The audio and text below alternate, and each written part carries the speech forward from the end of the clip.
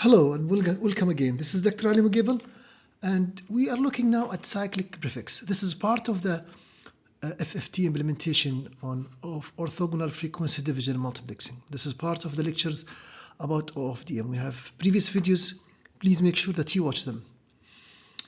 What you see in front of you is a block diagram for the implementation of OFDM. And there was a block. That block is where we add the cyclic prefix and when we remove the cyclic prefix. So what is the cyclic prefix and why we need it is the topic of this short video.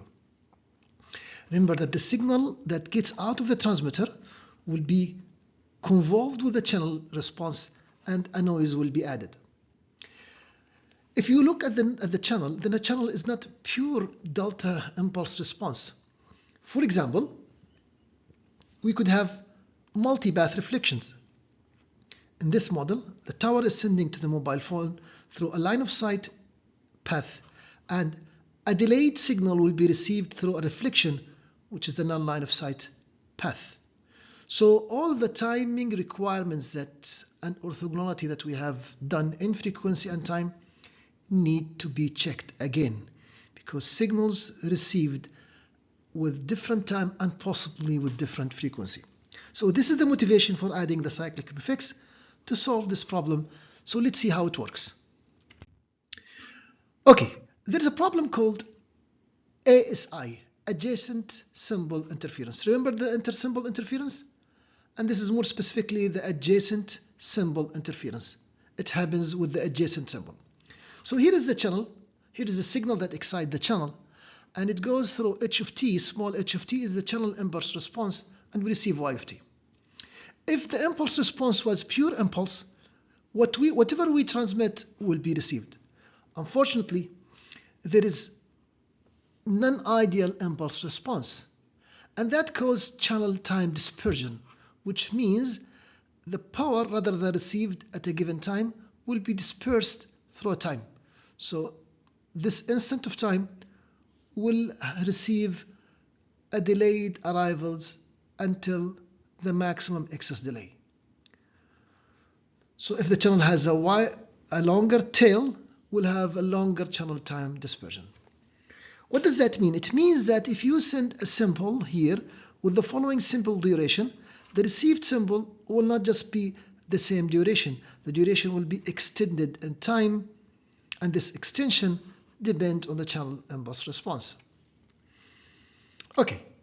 So if we keep the adjacent symbols like this without any time guard, then because of this arrival, because of this channel impulse response, which could represent multi-path arrivals, the adjacent symbols will interfere and smear due to the channel, like we have seen here. Then we have a superposition of these components.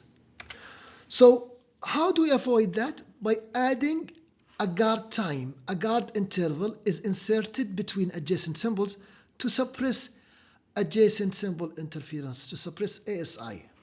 So now with this guard time, even if there is extension, if there is time dispersion because of the channel, we still have non-overlapping symbols, and that is good because we'll have no confusion between the symbols. So to say it in a formal way, by selecting the bandwidth of delta F, which is the spacing in frequency between the subchannels, to be very small. Okay, you know the time and frequency are inversely related, so the symbol duration will be 1 over that, and the capital T will be larger, and larger compared to the channel impulse, the time dispersion. So what's important is the relative relation between the symbol duration and the time dispersion. We want this to be small duration relative to the symbol duration. So this is what we need to do. We need to extend the pulse, the symbol time, or have a guard time. So the total time now includes the guard time. So assume that the channel dispersion spans v plus 1 symbols, where these are the symbols, or samples, sorry. This is the samples, v plus 1 samples. Okay. These should be small, much smaller than the time given for the symbol. So would like V to be much smaller than N. So one way to avoid to avoid adjacent symbol interference is to insert a time guard, as I mentioned, and this time duration should have enough samples to cover the v+1, or if you want to state it in time, it should be v, number of samples, times capital T, which is the time, divided by n. Okay, so this is the number of, this is capital T divided by n. And this is the guard time requirement in terms of samples, and in terms of time. So here how it looks. We added this cyclic prefix, which we call, and it has to be added in a way that is that has to be respect. By the way, we can say cyclic or cyclic prefix, and it has to be done in a way that guarantees that we can find the inverse discrete Fourier transform. So it has to have a certain criteria, and this is why we call it cyclic. And we call it prefix because it comes before the symbol. It's a prefix. So now if you go through the channel, what you get is an overlap during the guard time. Here's how it looks. This is cyclic prefix. And of course, when we have overlap, adjacent channel interference, or adjacent symbol interference, we can avoid that.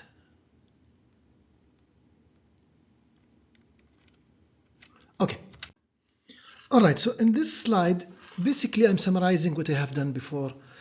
We're basically saying that in order to avoid inter or adjacent channel interference, we're going to add some symbols. Note that different POCs could have different notations.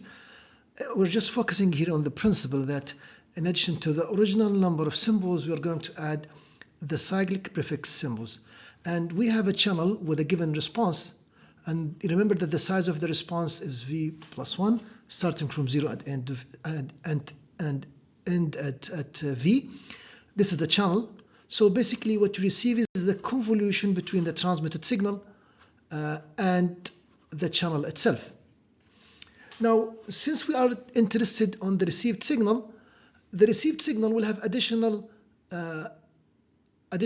values to be discarded. Remember that we have added the cyclic prefix. That's now is to be discarded, and just we focus on decoding the remaining symbols.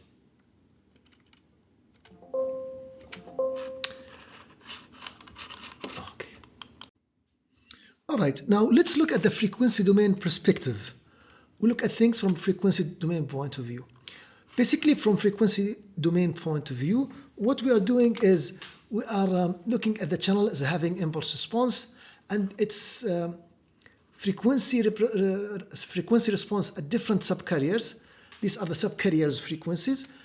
We can represent the channel response at that given frequency, which is the multiple of subcarriers. So we have the channel response to be the sum of all responses at the given subcarriers. Because of adding the cyclic prefix, we are adding a guard time, and that will reduce intersymbol or adjacent channel interference. If we assume that the adjacent symbol is cancelled out, then the received symbol will be basically the transmitted symbol scaled by the channel response at that given frequency, and we have noise, white noise added to that according to our model. Now, without going into the details, you have to understand that in order to keep the rate loss low, because we have added the cyclic prefix, we have to make sure that the number of samples used to represent the symbol is much greater than what we added for the cyclic prefix. Otherwise, the cyclic prefix will not be efficient. Okay. Now, here is an important optimization problem for OFDM. By measuring the signal-to-noise ratio, by assuming that we know the state of the channel, that we know these CKs for each sub-channel, one can optimize the transmission rate. How? By allocating the average transmitted power, by giving different power at different bands, and also by controlling the number of bits to be carried by each subcarrier. So there are 2 points to optimize. The number of bits in each subcarrier and the power to that subcarrier. Why? If you look at the signal to noise ratio per sub-channel, is defined as the following. Remember that the capacity is function of the signal to noise ratio, and we want to increase the overall capacity for all the sub-channels. Here is how it goes. The signal to noise ratio depends, of course, on how much power you put on that band. Of course, it depends on the channel response of that sub-band. It's inversely related to the noise, and the energy, of course, increases as you spend more time transmitting the power. So T times PK will give you the energy in the symbol. So this makes sense. We have SNR sub K. So we have SNR for first band, second band, third band, and so on. So P is sub K, and also we can control the number of bits that we transmit in that channel. So two things to control.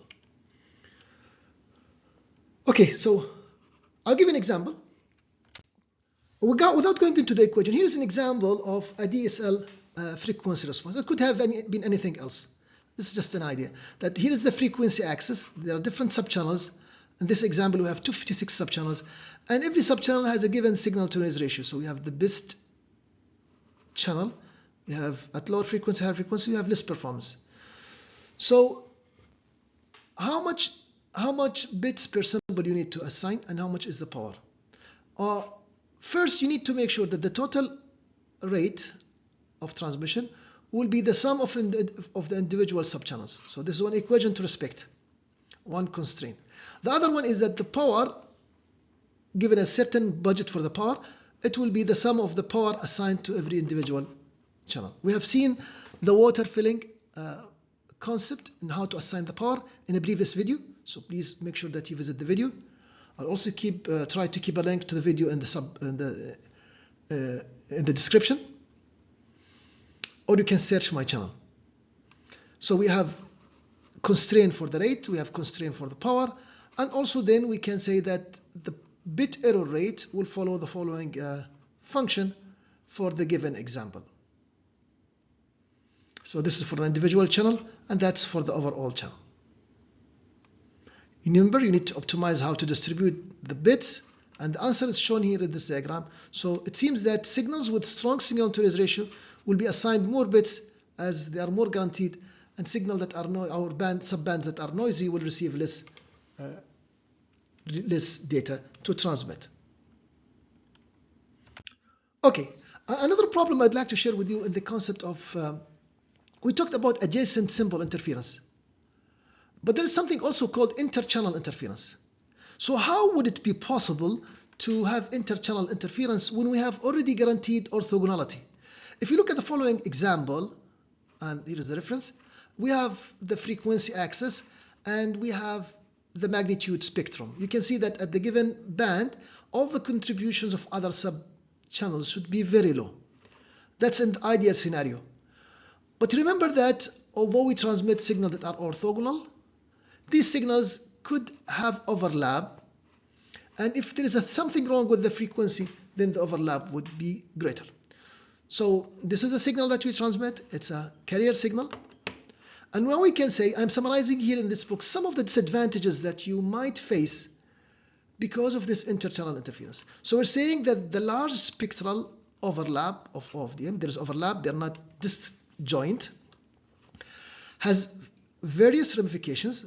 When the communication channel is a radio channel, which means it's a wireless, and the receiving terminal is a mobile, because mobile will add mobility.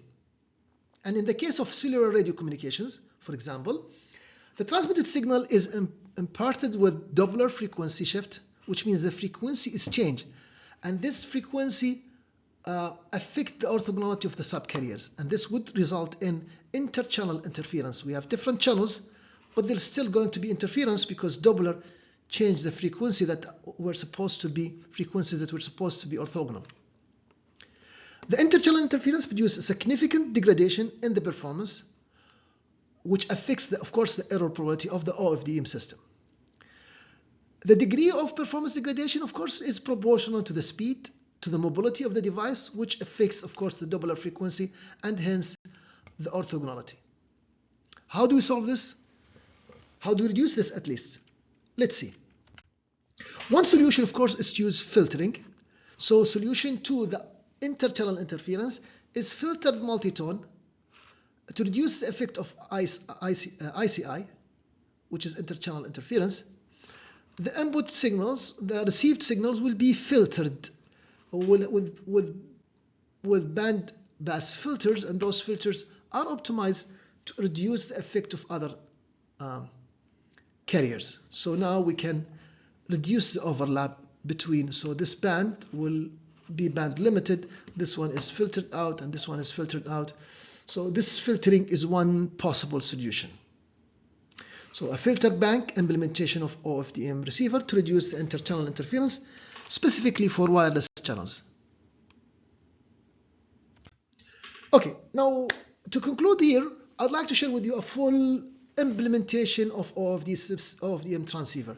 So the input data stream is going through a forward error correction encoder, a 16 QAM modulator, we modulate the signal, then we take this into serial to parallel converter. In that case, we have 64 inverse for FFT, and then we have parallel to serial converter again, and digital to analog converter, and we transmit the signal. At the receiver side, you can see I'm using color code. We will have to start with the opposite here. We will start with analog to digital converter, then serial to parallel converter, then we'll go into the 64 FFT. Now we had inverse full transform, we had Fourier transform here, and then parallel to serial, opposite of that. And then we have the demodulator, and finally we get our forward error control decoder rather than the encoder, and we get our signal back. So this shows you a typical system, although the OFDM is only in this part, but usually they come with forward error control and then QAM modulator, and then we get into our OFDM system. So that was it, and thank you for being good listeners, and we'll see you in other coming videos.